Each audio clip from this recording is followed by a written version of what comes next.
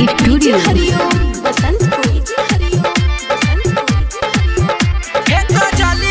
सुपुली में पाल नइखे, सुपुली में पाल नइखे।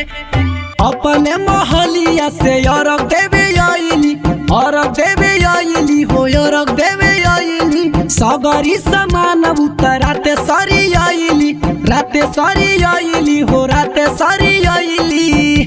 कुछ छूटल है उनकर ध्यान नइखे। हे फलाना बौके सुपुली में पान नइखे, हे फलाना बौके सुपुली में पान नइखे। हे कजलिया के सुपुली में पान नइखे, पान नइखे। हे कजलिया के सुपुली में पान नइखे, हे कजली के सुपुली में पान नइखे, नइखे।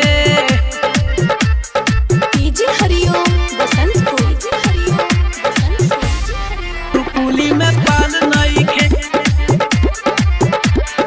भूल गइलू भरे के सुपारी से वो याद, सुपारी से वो याद, सुपारी से वो याद।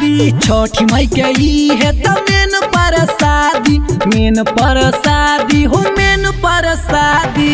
एकरा के कोनो पहचान नइखे।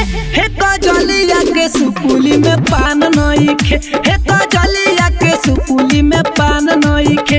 हे रूपालिया के सुपुली में पान नइखे।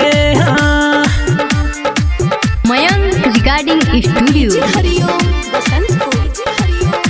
हे कजलिया के सुपुली में पाल नइखे। उगिए सूरज देवो होता भोर हरिया, होता भोर हरिया हो, होता भोर हरिया।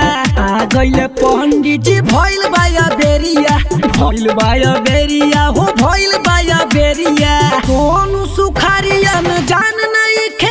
अमर पालिया के सुपुली में पान नइखे, अमर पाली के सुपुली में पान नइखे।